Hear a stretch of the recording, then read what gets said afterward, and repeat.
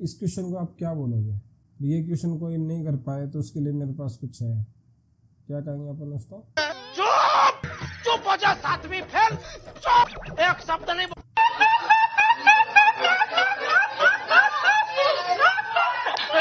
इसमें अपनी कुर्सी की पेटी बांध लीजिए क्योंकि अब शुरू होने वाला है मैथ्स। ठीक है, आज क्या करना है? सीजीएल टायर 1 2024 का 11 सितंबर का सेकंड शिफ्ट सॉल्व करना है, और क्या करना है। ठीक है, चलिए तो पहला क्वेश्चन क्या है देखते हैं। व्यंजक 1.55 स्क्वायर प्लस का मान के बराबर, किसके मान के बराबर देखना है। नीचे ऑप्शन देखो, ये क्या कर रहा है? स्क्वायर कर रहा है, तो इसने इसको a लिया है, इसको अपन b ले सकते हैं। ए स्क्वायर प्लस बी स्क्वायर, ए क्यूब माइनस बी क्यूब, ए स्क्वायर माइनस बी स्क्वायर, ए क्यूब प्लस बी क्यूब।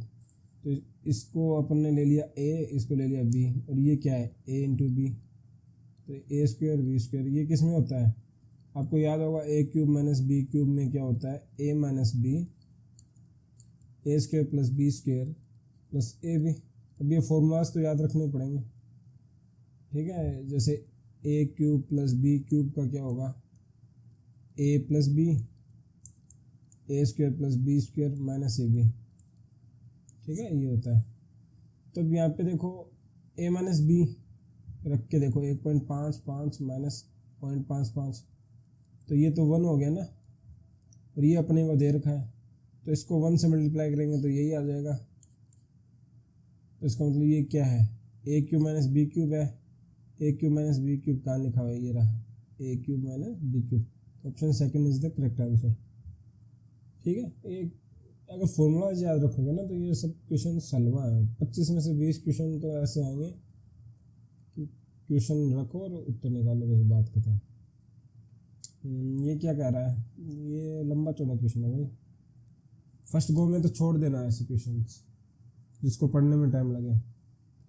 तो PQRST प्लास्टिक लकड़ी के बल्ले बनाते हैं, ये 5 कंपनियां हैं, प्लास्टिक और लकड़ी दोनों की। ये यहाँ पे लकड़ी के बल्ले दे रखे हैं, तो प्लास्टिक के लिख लो यहाँ पे। प्लास्टिक के 35% बचेंगे, 30% बचेंगे, 40% बचेंगे, 30% और 50%। ये आ गए प्लास्टिक के। अब क्या दे रखा है? ये तालिका ब्रांड है और प्रत्येक कंपनी 1 लाख बल्ले बनाती है। ठीक है, इस तालिका की जो नमूने प्रश्न होते हैं, सभी कंपनियों को मिलाकर ब्रांड बी के कुल कितने प्लास्टिक के बल्ले बने? ठीक है, प्लास्टिक के टोटल बल्ले तो कितने? ये देखो, ये लिखे हैं अपन ने। तो 1 लाख का 35% कितना होता है? 35,000। उसमें 7 रेशियो में है ना बी ब्रांड, ये 7, तो 7 बटा टोटल कितने हैं? 10 रेशियो, तो ये कितना हो जाएगा? 24,500। ऐसे ही इसमें निकाल लेंगे, इसमें क्या आएगा? 30% मतलब 30,000। ये कितना? 8/15 आ जाएगा रेशियो। ठीक है, बी के 8 हैं, टोटल कितने हैं? 15, तो ऐसे निकल जाएगा। ये कितना हुआ? 16,000।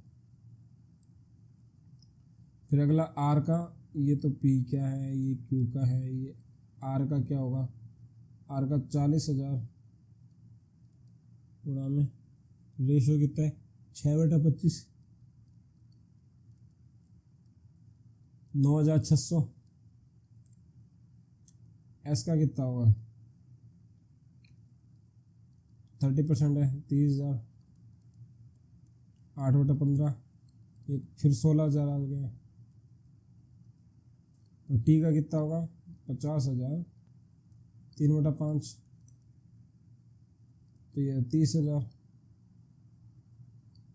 इन सब का जोड़ करेंगे तो कितना आ रहा है? वो 96,100 आ रहा है। तो ऑप्शन नंबर कौन सा आ जाएगा? सेकंड। ठीक है, क्या निकाला अपन ने? लकड़ी के बल्लों का रेशियो दे रखा है, परसेंटेज। 1 लाख में कितना है? और आगे ये ब्रांड ए और बी के, अगर 1 लाख में ये 70,000 ब्रांड बी के हैं, 30,000 ब्रांड ए के हैं, और 70,000 का 35% निकाल दो, या तो ऐसे कर दो। या फिर अपन ने क्या किया? प्लास्टिक के सबके परसेंटेज निकाल लिए, प्लास्टिक कितना कितना, और उसमें इसी रेशियो में प्लास्टिक के बल्ले होंगे, इसी रेशियो में लकड़ी के बल्ले होंगे। तो प्लास्टिक का रेशो निकाल के फिर नहीं परसेंटेज निकाल के फिर ये 7/10 इसमें आ जाएगा, क्योंकि बी का निकालना है, ए का निकालना होता तो क्या होता 3/10 हो जाता। तो इस तरीके से क्वेश्चन हो जाएगा। पाइप ए आमतौर पर एक टैंक को 6 घंटे में भरता है। पाइप ए 6 घंटे में भरता है और कोई रिसाव है तो ए प्लस आर ये कितने टैंक को भरने में 2 घंटे अतिरिक्त लेते हैं। 2 घंटे अतिरिक्त मतलब 6 2 8 24। वर्क एफिशिएंसी कितना हो गया, ये 24 तो टोटल वर्क हो गया, इसके 4 हो गई और ए प्लस आर की कितनी हो गई 3 हो गई। तो ए अगर 4 है तो आर इक्वल टू कितना हो जाएगा -1। तो यदि टैंक भरा हुआ है तो रिसाव के कारण खाली, टोटल वर्क कितना है 24, वर्क एफिशिएंसी ऑफ रिसाव कितनी है 1, तो 24 घंटे लग जाएंगे। Third option. अगला, एक कर्मचारी के वेतन में पहले 25% की वृद्धि की जाती है फिर 12% की कमी की जाती है। ये देखो ये आसान सा क्वेश्चन है, इसका आप तरीका देख लो कैसे करते हैं। अगर 2 कंसेक्यूटिव इंक्रीमेंट डिक्रीमेंट या कुछ भी दे रखा हो ना, अगर मान लो ए इंक्रीज हो रहा है बी भी इंक्रीज हो रहा है, तो इसको निकालते कैसे हैं, ए प्लस बी प्लस ए इंटू बी बटा 100। ये टोटल परसेंटेज होगा जो इंक्रीमेंट होगा। अगर ए बढ़ रहा है बी घट रहा है तो क्या होगा, A minus B plus A multiply by minus B बटा 100। ठीक है, माइनस हो रहा है तो माइनस बी की जगह निशान लगा दें, बाकी सेम फॉलो हो जाएगा। और अगर ए घट रहा है और बी भी घट रहा है तो उसका क्या करते हैं, माइनस ए माइनस बी प्लस ए इंटू बी, क्योंकि यहाँ माइनस माइनस होंगे वो मल्टीप्लाई होके वापस प्लस बन जाएंगे। तो ये होता है। ठीक है, इसी बेसिस पे ये क्वेश्चन करना है अपन को। इसमें क्या देखा है,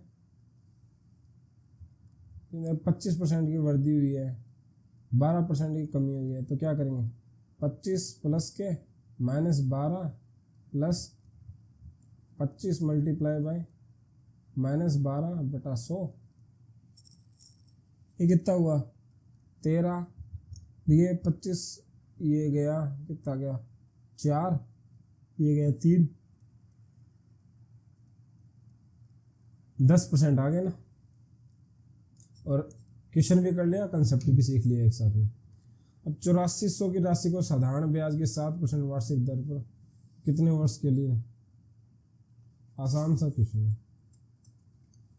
तो ब्याज कितना हुआ वो निकाल लो, 11,928, 8400 से 2853, ये तो ब्याज हो गया। अब ये कितने दिनों के लिए हुआ है वो कैसे निकालेंगे,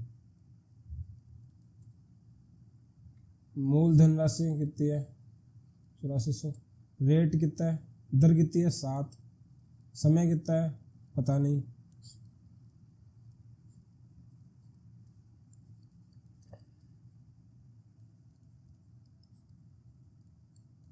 ये कितना आ गया 6 आ गया, 6 साल। ऑप्शन नंबर फर्स्ट आसान सा है।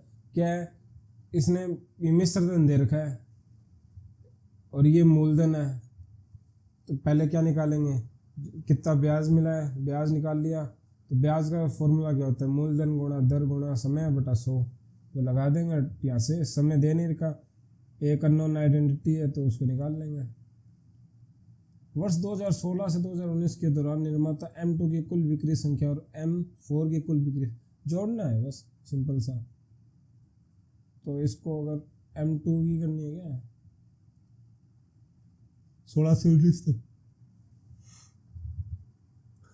इसका 160 मीडियन ले लेते हैं। तो इसमें +10 +20 कितने हो गए, 10 और 20 30, 30 30 60 और 16 चौको 64 64 और 60 70, 700 हो गए। M2 में 700 और ये सैकड़ों में आंकड़े, तो M2 इतना हो गया। M4 कितना है 200 10 20 30 30 और 30 60 860 कितना एक्स्ट्रा हो गया 16,000। Option number 4। सिंपल था क्वेश्चन है क्या है यार। बाप को भेज, तेरे बस की बात नहीं। निम्नलिखित को सरल कीजिए। सरल कर दो भाई, क्या होगा 10 20 भाग में दे दो 4/3। तो देखो ये ऑफ जो लिखा है ना ये भाग से भी पहले होता है पर ब्रैकेट से पहले नहीं हो सकता। तो जो ब्रैकेट में होगी चीजें वो पहले सोल्व होंगी। माइनस 35/3 ये कितना हुआ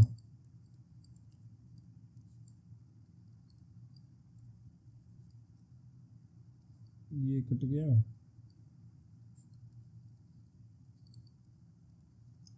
36 आ गया। ठीक है ऑप्शन नंबर 2। इसमें कुछ बड़ा करने लायक कुछ था नहीं। बड़ा हरामी हो बेटा। 50 और 76 के बीच आने वाली है वजह संख्या। क्या यार कैसे कैसे क्वेश्चन दे रखे हैं आसान से।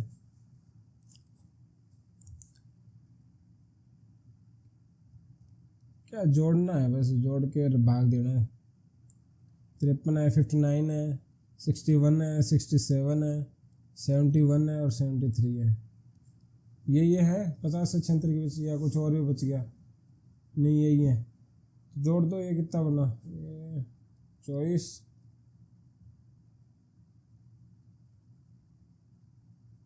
ये कितना 384। एवरेज निकालना है ना इनका 6 36 2 4 24 64 आ गया। निकल गया ऐसा क्वेश्चन पहले फुर्सत से निकल। ऐसे क्वेश्चन देखते ही यही कहना है आपको। ऐसे तो नहीं होता है। दो समरूप त्रिभुजों के क्षेत्रफलों का अनुपात क्या है। हाँ ये कंसेप्ट देख लो आप कि दो अगर समरूप त्रिभुज होते हैं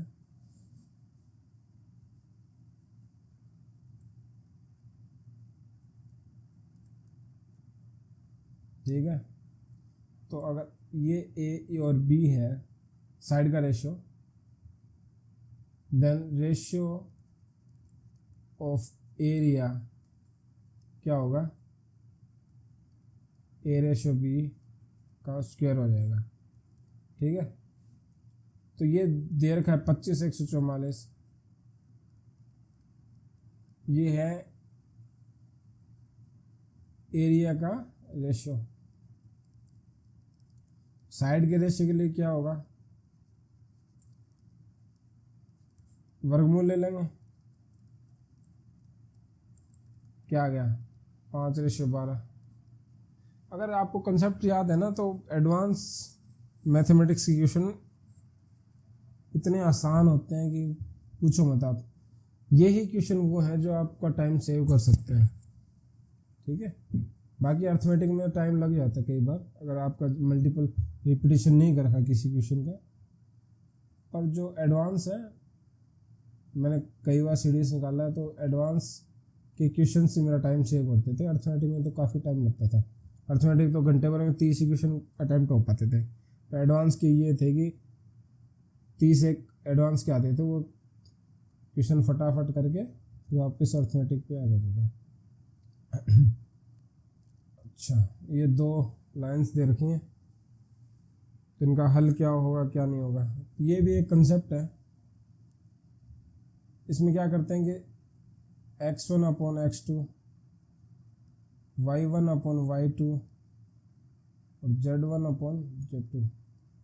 z मतलब ये जो आगे का जो है या c1 मान लो c1 अपॉन c2।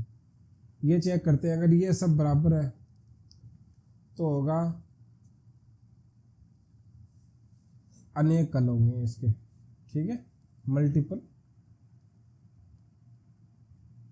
सॉल्यूशंस मतलब बहुत ज़्यादा सॉल्यूशन होंगे पैरेलल हो जाएगी लाइन। ठीक है अगर ये होता है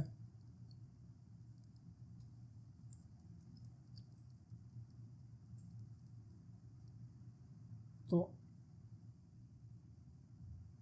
इसका सिंगल सॉल्यूशन होगा। और अगर x1/x2 भी इक्वल नहीं है y1/y2 का, तो इसका क्या होगा, नो सॉल्यूशन। ठीक है, अब ये क्वेश्चन करना है अपन को, तो इसमें निकाल लो 0.4/0.3, 0.16/0.12, ये आ गया 1.7/3/4। तो ये अनइक्वल हो गया, ये तो इक्वल है 4/3, यहाँ पे भी 4/3 आएगा। ठीक है, ये अनइक्वल हो गया, तो ये कौन सी स्टेट कंडीशन होगी, ये वाली होगी ना, ये वाली फॉलो कर रहा है। इसका मतलब अद्वितीय हल है, निकाय का अद्वितीय हल है, एक ही हल है, दूसरा हल नहीं है। एक त्रिभुज में ट्रायंगल एबीसी में, ट्रायंगल एबीसी, अरे यार क्या करूं मैं ऐसे क्वेश्चन का, मन ही नहीं करता करने का। ऐसे तो नहीं होता। ए बी सी, ये 90 डिग्री है। ठीक है, इसने दे रखा है कि साइन ए इक्वल टू 1/2, ये साइन ए है। याद कैसे रखते हैं, पाकिस्तान भूखा प्यासा, हिंदुस्तान हरा भरा। साइन परपेंडिकुलर अपॉन हाइपोटेनस, तो जो भी एंगल का अपन साइन लेते हैं उसके सामने वाला हमेशा परपेंडिकुलर होगा। तो ए साइन ए दे रखा है ना 1/2, तो ये परपेंडिकुलर है ए के लिए, ये हाइपोटेनस है। तो ए का परपेंडिकुलर ये 1 है, ये 2 है, तो ये कितना बचा, √3। और cos c, अब इसका बेस, तो इसका ये तो परपेंडिकुलर हो गया बेस, इसका ये हो गया c के लिए 1, और हाइपोटेनस 2 है, ये तो सेम हो जाएगा। बाकी अगर एक कोई भी ट्रायंगल है, राइट एंगल ट्रायंगल, तो इसमें ध्यान रखना ये 90 डिग्री है, तो इसका x और ये y मान लेना। तो sine x equal to cos y होगा, और cos x sine y equal to cos x होगा, हमेशा अपोजिट होगा, क्योंकि 90 डिग्री ये है, और ये बचा, ये थीटा है तो ये 90 माइनस थीटा, ये थीटा है तो ये 90 माइनस थीटा। ठीक है, ध्यान रखना। ठीक है, ये क्या क्वेश्चन है, जुलाई अगस्त सितंबर अक्टूबर ABC पत्रिका की प्रसार वर्दी दर्शाता है। ठीक है, अक्टूबर से दिसंबर के दौरान एक समान वर्दी है जिसका औसत है, अक्टूबर से दिसंबर का ही पूछा है, ये चीज़ नोट करने वाली है। तो नवंबर में कितना था, 20/4/9/3/3, 20/0/1/8/9, 4/4/7/4, कितना है, 4/7/4/4, 100, एक परसेंटेज आ गया 2.37। अगला क्या है, अगला है 2118855 204932। इसका डिफरेंस कितना आ रहा है, ये 2 आया, ये 5 आ गया, ये 9 आ गया, ये 6 आ गया। अब ये कितना परसेंट बनेगा, 204933, ये आ गया 3.39। अब इनका एवरेज निकालना है, तो जोड़ लो 3.39, नोट 7 16 6 7 5, इनका इसमें 2 का भाग दे दो, तो कितना आ रहा है, 2.88 ये आ रहा है। तो 2.88 के नज़दीकी कौन सा है, 2.9, फर्स्ट आंसर हो जाएगा।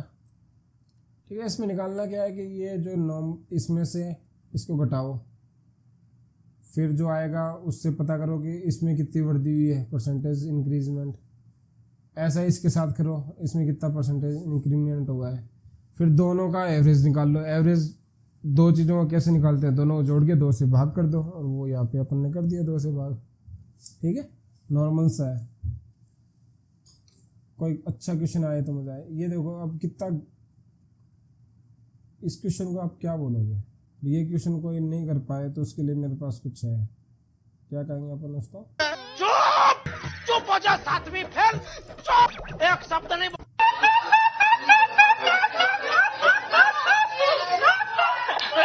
इसने ये क्या कर रखा है, देखो ABC,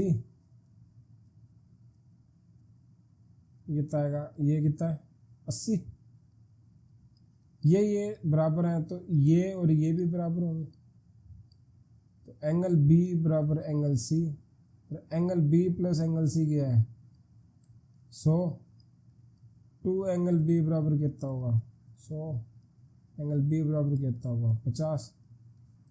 अब आप बताओ, इसमें पेन उठाने की भी जरूरत नहीं है ऐसे क्वेश्चन। एक बल्ले का क्रय मूल्य उसके अंकित मूल्य का 75% है, ठीक है भाई, क्रय और अंकित, ठीक है 75 है, तो आप क्या लिख सकते हो, इसको 100 लिख सकते हो, इसको 75 लिख सकते हो, दोनों को क्या करो 4 से मल्टीप्लाई कर दो, ये 300 आ गया, ये 400 आ गया। 15% की छूट देने के बाद लाभ प्रतिशत की गिनना, 15% की छूट दे दी तो विक्रय मूल्य क्या होगा, मतलब सेलिंग प्राइस। 15% की छूट दी है तो 400 में 15, 100 में 15 तो 15 होगा, 400 में 15% कितना होगा 60 होगा, तो 15 चौको 60, तो 60 घटा देंगे इसमें, तो विक्रय मूल्य कितना 340 आ गया। लाभ प्रतिशत, लाभ निकालो, 340 में से 300 घटाए 40 का फायदा हुआ है, कितने पे फायदा हुआ 300 पे, परसेंटेज क्या है साफ साफ दिख रहा है, 10 से ऊपर है और 15 से कम है, 15 तो ये 45 हो जाता, तो कौन सा एक ही ऑप्शन है 13.33, समझ रहे हो ना, क्योंकि 300 का 10% तो 30 होगा, और 300 का 15% कितना होगा 15 तो 45 होगा, इन दोनों के बीच में आ रहा है, तो 10 और 15% के बीच में एक ही ऑप्शन है। एस ने आर से कुछ राशि उधार ली, उसे 8% ब्याज पर देने का वादा किया, फिर एस ने उधार ली गई राशि को एक योजना में निवेश किया जिसके उसने उस ब्याज समेत आर के मूलधन का 5% का लाभ अर्जित किया। यदि आर ने सीधी ऐसी योजना में निवेश किया होता तो उसे कितना प्रतिशत का लाभ होता। ये देखो आप ऐसे क्वेश्चन के लिए क्या कहोगे, वो मिर्जापुर का एक डायलॉग था ना, चूतिया बनाया तुमको, ठीक है, ये बना रहा है आपको, क्वेश्चन में कुछ भी नहीं है, ये कह रहा है कि मैंने मान लो 100 रुपये लिए, ठीक है, या X रुपये लिए, इस पे मेरे को देने थे 108 X/100, इतना देना था पैसा वापस, 8% के ब्याज पे लिया, या आप मान लो 100 है तो 100 को ब्याज के साथ 108 मेरे को वापस लौटाना था। फिर एक योजना में इसने 100 रुपये लगा दिए जिससे उसे ब्याज समेत आर के मूलधन का भुगतान करने के बाद 5% का लाभ हुआ। तब इसको कितना लाभ हुआ, इसको लाभ हुआ कि ये पूरा भुगतान कर दे प्लस इसको 5 का फायदा हो गया, तो ये टोटल कितने का हुआ 113 का। अब ये कह रहा है कि अगर ये 100 रुपये बिना ब्याज के लिए सीधे उसको देता तो इसको कितना % का लाभ होता। अब 100 रुपये खुद के लगाता, 113 मिल रहे हैं तो 13% एक्स्ट्रा होता ना। सिंपल, क्या क्वेश्चन कहना क्या जा रहा है, कुछ भी नहीं क्वेश्चन में, 5% ये रख रहा है और 8 अगले को पूरे दे ही रहा है पहले से, तो टोटल 8 5 13 ही तो हुए ना, क्वेश्चन में कुछ भी नहीं था, बस दिमाग घुमाने के लिए क्वेश्चन है। ऐसे क्वेश्चन अगर पकड़ में आ जाए तो कुछ भी नहीं होते, और अगर लैंग्वेज समझ में नहीं आई तो ये क्वेश्चन ही सबसे हार्ड क्वेश्चन बन जाते हैं, सबसे इजी क्वेश्चन है। ट्रायंगल PQR में MNS क्रम भुजाएं, PQR मध्य बिंदु, हाँ चलो ये अच्छा क्वेश्चन है, अच्छा क्वेश्चन है इन द सेंस मैं उसी को कहूँगा कि जिससे आपको कुछ सीखने को मिल रहा है, जिस क्वेश्चन में आप कुछ सीख रहे हो ना नया, और जो अच्छा भी है, जो अलग क्वेश्चंस में काम भी आ सकते हैं, वो क्वेश्चंस आप अच्छी कैटेगरी में डाला करो हमेशा। ये क्या, चलो इसके हिसाब से लिख देते हैं, PQ वाला ये है M, PR वाला है N, कुछ नहीं करेंगे,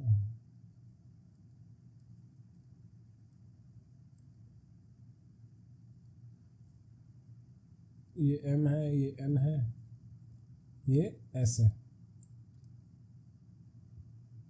इसने पूछा है इसका एरिया, ठीक है, और इसने क्या रखा, टोटल पी क्यू आर का एरिया कितना है, पी क्यू आर का एरिया है 46। इस तरीके के ट्रायंगल में क्या होता है,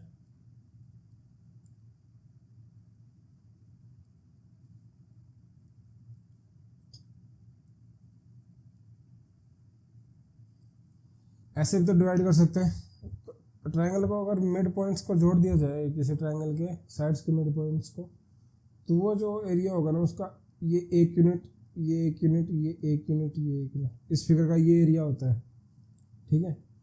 तो टोटल कितना है 4 यूनिट, तो 4 यूनिट का इसने क्या देखा है 46। अपने से पूछा कितने का, 1 2 3, 3 यूनिट का पूछा है, तो 3 बराबर क्या होगा 46/4 मल्टीप्लाई बाई 3, जो कि क्या होगा 34.5, ठीक है। तो ये चीज़ आपको ध्यान रखनी है कि अगर किसी ट्रायंगल के मिड पॉइंट्स को जोड़ दिया जाए तो जोड़े गए मिड पॉइंट से जो एरिया निकलता है वो 1/4 होगा। तो आप इसको ऐसे भी लिख सकते हो, एंगल ट्रायंगल MNS का एरिया है, MNS का एरिया वो क्या होगा 1/4 होगा ट्रायंगल PQR के, ठीक है। ये 1 है, ये 1 है, ये 1 है, ये 1 है, ठीक है। आगे चलो, ये अलग चीज़ है। ऐसे कंसेप्ट याद रखा करो। उस वर्ग का क्षेत्रफल ज्ञात करो जिसका विकीर्ण वर्ग क्या होता है, ठीक है। ये A है, ये A है, ये कितना होगा √2A, √2A इक्वल टू 4.8 है। A इक्वल टू कितना होगा 4.8/√2। उसकी एरिया क्या होगा A² निकाल लो। आसान से क्वेश्चन है ये, शिफ्ट तो मेरे को लगता है सबसे आसान शिफ्ट में थी मैथ वाइज। तो 48 का कितना होता है 2304 होता है, यही होता है ना स्क्वायर। और ये आ गया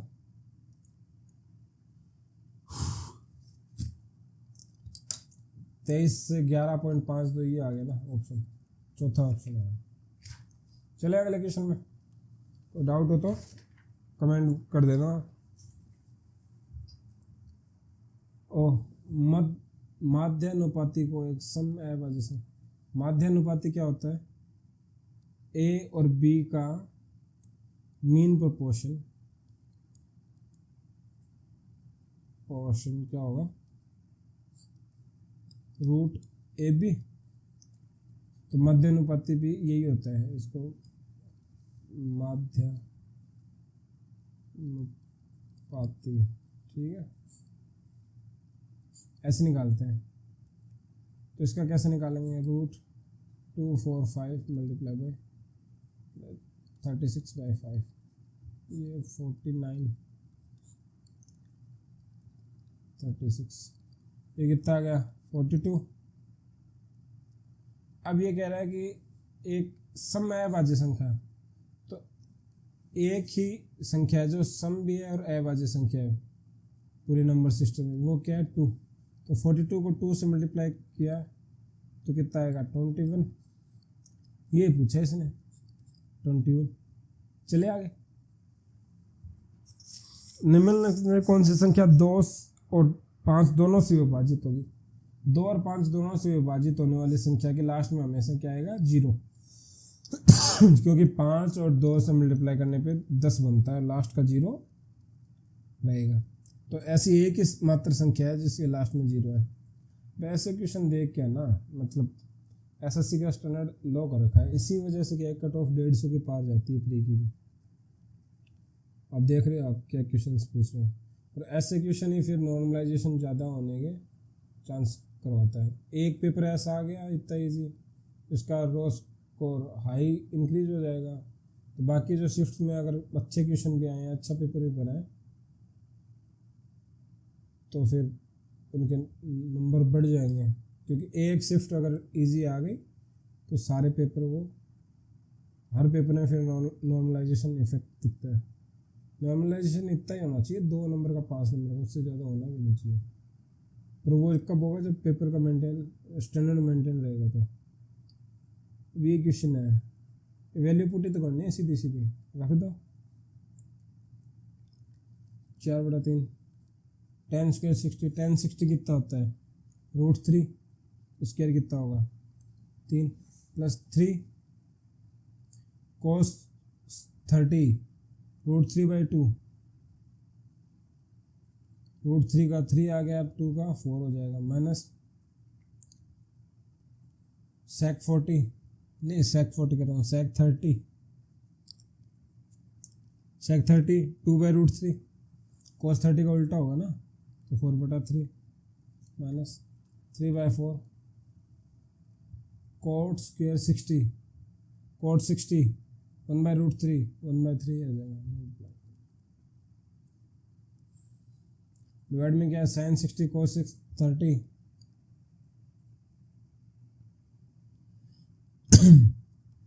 √3/2 मल्टीप्लाई √3/2 माइनस 1/2 1/2, ये कितना बना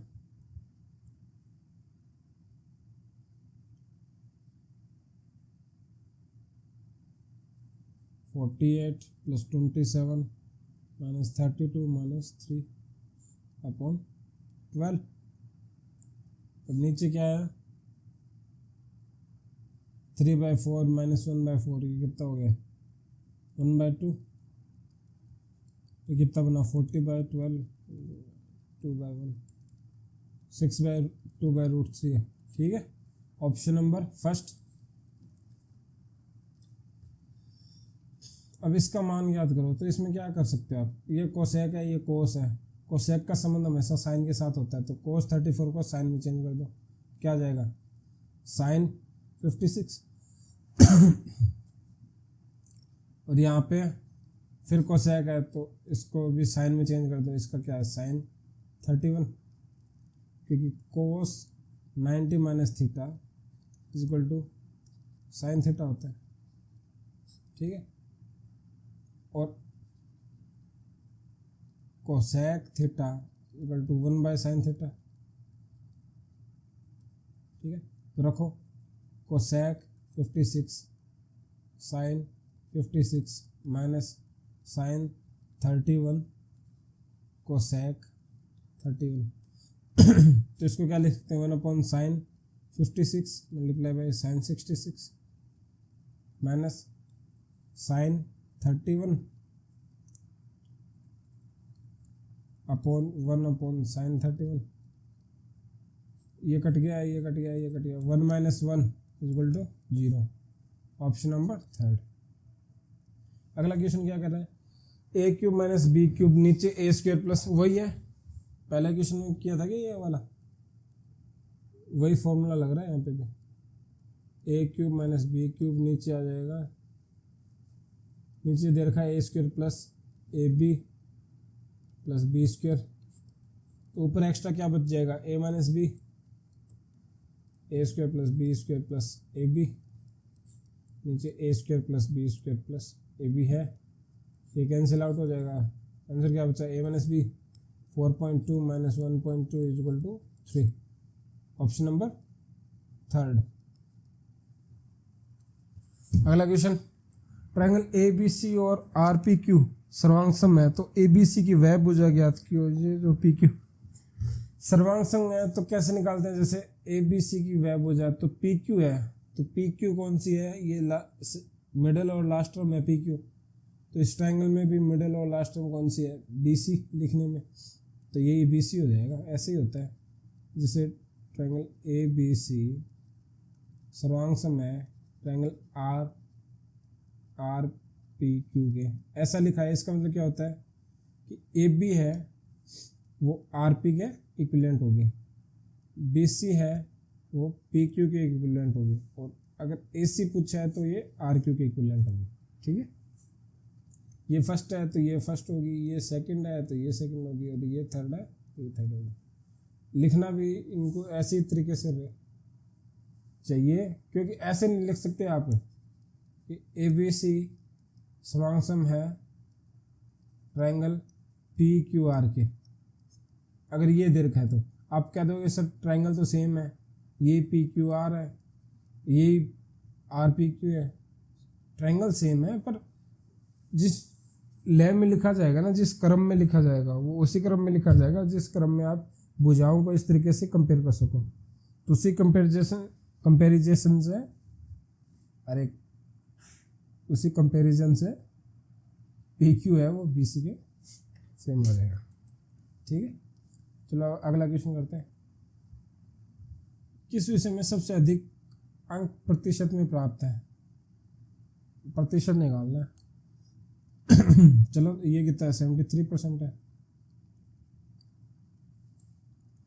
ये कितना है? 5680 निकालना। 5680 मल्टीप्लाई बाई 100, 5, 4, 14, ये 70% हो गया। 45, 75,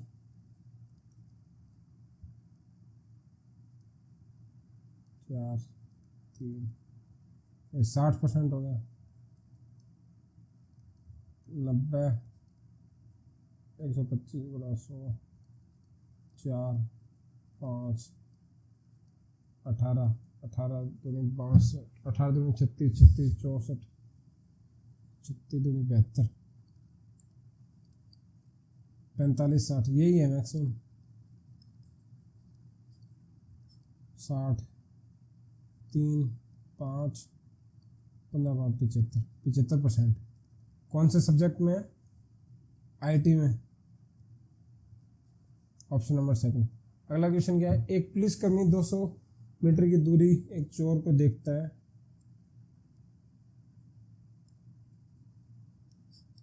यहाँ चोर है, यहाँ पुलिस है, 200 मीटर का डिस्टेंस है। चोर भागने लगता है, पुलिसकर्मी उसका पीछा करता है। चोर और पुलिसकर्मी लगभग 10 किलोमीटर 11 किलोमीटर की चाल से भागते हैं।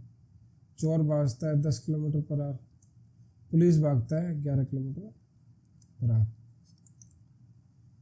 तो रिलेटिव स्पीड क्या होगी? रिलेटिव स्पीड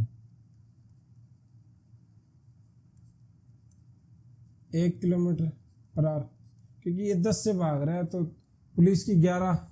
एक्चुअली पुलिस ये डिस्टेंस है, 200 मीटर का गैप है, इसको कवर कैसे कर रहा है? वो 1 किलोमीटर पर सेकंड पर आवर की स्पीड से तो कर रहा है ना, क्योंकि ये 10 से भाग रहा है, इसकी 10 तो कट्टी हो जाएगी उससे। अगर ये भी 10 से भाग रहा होता तो गैप कभी ख़त्म नहीं होता ना। तो रिलेटिव स्पीड तो हो गई 1 किलोमीटर पर आवर। अब इसने कहा है 9 मिनट बाद उसके बीच की दूरी, तो 9 मिनट में ये कितना कवर कर लेगा वो कैलकुलेट कर लेते हैं। तो 60 मिनट में 1000 मीटर कवर करता है, 9 मिनट में कितना करेगा?